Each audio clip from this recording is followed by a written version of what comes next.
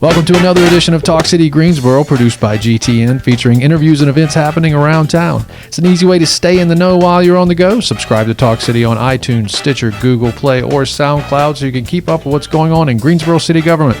I'm your host, Josh Johnson, and alongside me today in the co-host seat is Mr. Carlos Castellanos. Thank you, sir, for being here. Of course. Hello. Welcome. It's good to have you. Thank you. What's up, Greensboro? Thank you for joining us. We have another fun guest with us this week. Jennifer Hance with the Parks and Recreation Department is here and prepared to tell us all about things returning to spring. Hey, Jennifer. How you doing? Hey, how are y'all doing? Hey, Good. Jennifer. Hi. So glad to be here. And y'all's new fancy setup. Everyone is fancy in here. I'm just saying. You can check it out online.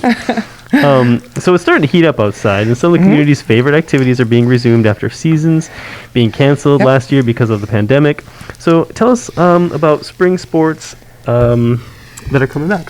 Yes, we are so excited to have our spring sports coming back this year. I mean, it's been a challenging year for all of us, as we know, with the pandemic, and to have some sort of normalcy coming back is really exciting for us.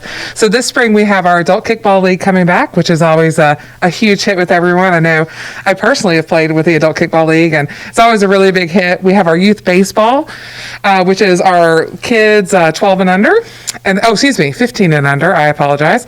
And then we also have our Adult Men's Softball coming back. It's slow pitch softball for the spring. Okay. Nice. So not only are spring sports coming back, but other things are slowly returning to normal operation. So what are the changes happening with rentals, rec centers, and summer programming and stuff like that? Yeah, so this spring and summer are looking very different than obviously it did for us last summer, and we're really just excited about those opportunities coming back. We are having summer camps this summer. They might look a little different with reduced capacity and some additional precautions for COVID. But our recreation center camps are open for registration. A lot of those are full right now, but we're hoping to be able to increase those numbers as things move forward. We have our All-Star Sports Camp, which is out of the Greensboro Sportsplex. Nice. That's for Very 6 cool. to 12, and that is like just an experiment of all the different sports that are available to kids. And I tell you, I have several friends that have sent their kids to that camp, and they love it, and they're like, my kids come home exhausted, and it's amazing, and they have so much fun. So we really do recommend, people check out the All-Star Sports Camp out at the Sportsplex. For our teens, we have some service learning camps that are going on with the Greensboro Youth Council. There's 2 weeks of that going on. That's a really fun opportunity for teens to come sort of explore what's happening in the city, learn about different volunteer opportunities available for them throughout the year, and things of that nature.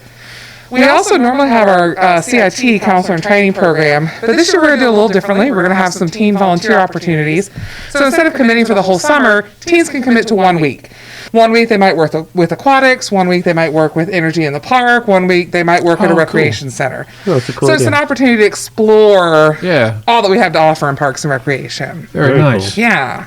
Yeah, as a kid, my mind would be blown having a camp at the Sportsplex. I know, right? I tell you, every be time I've amazing. been over there and seen it, I'm like, this is so fun. Yeah. But after about 15 minutes, I'll be like, whew, no, I need a break. Now, you started kind of a new program, too, right? Could you tell us a little bit about the Passport program? Oh, yes, we're so excited about the Passport program. So that is really an opportunity for people to explore Greensboro Parks and Recreation. Often people know facets of what we do. People know that we have parks, or that we have gardens, or that we have centers, or athletics. But people might not realize all that we offer. So this is an opportunity. We're highlighting 20 of our facilities. This year we decided to focus on outdoor facilities for obvious reasons, to allow people to explore and feel like they're in a safe environment. And so what it is people get our passport. There's a poem on there. And when they go to the locations, there's a word that fills in the blank.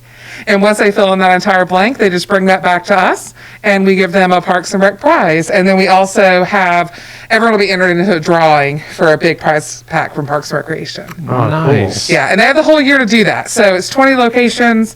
Seems like a lot, but you got till January 2022. Oh, okay. Yeah, plenty of time. Yeah. And then next year we'll do 20 more, because we have we're very fortunate here in Greensboro with our park system. We have over 120 parks. Yeah. Just in parks alone. So we have plenty of facilities, and we'll be able to do this for years to come. We're really excited That's about very it. cool. And I can tell you, I would not have been able to make it through the pandemic without the parks Yes. and the open areas that the Parks Department has to offer. It was amazing having every trails Yep. and all that stuff. Yeah, it was great. It's very true. I tell you, we've always been fortunate and had great attendance at our outdoor facilities. And we saw about a 30% increase in visitations, and that was even with reduced hours when the pandemic originally started. And people are really looking for opportunities to get out and move and socialize, and it's really hard during this time. And so we're thankful for the opportunities that we're able to provide the community. Yeah.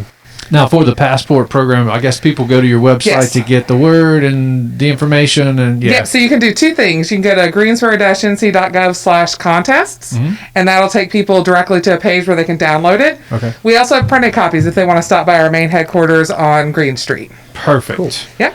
So you were also instrumental in doing some of the most creative events pre-pandemic. What's on the horizon that people can look forward to this summer, especially if restrictions continue to be relaxed?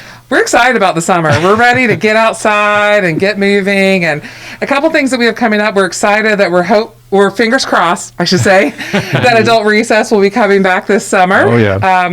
It might not look exactly the same as it did the last time, but we're going to do a backyard games edition at JC Park, which we're really excited about. And so that allows us the opportunity to have adult recess, but to really have it in a safe manner where everyone can come and enjoy and have a good time, but still be safe at the same time. So no like lawn darts apparently are going to be used. Let me tell you, when I was a kid, y'all, my grandparents had lawn darts. That's and we why I used to brought it up. Yeah, right? we had lawn darts. I mean, and now it's like unsafe.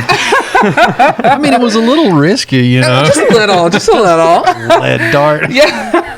I mean, that was crazy. Yeah. We used to have so much fun there. So, no, lawn darts will not be making an appearance. So, we'll have things like bucket ball and cornhole and badminton.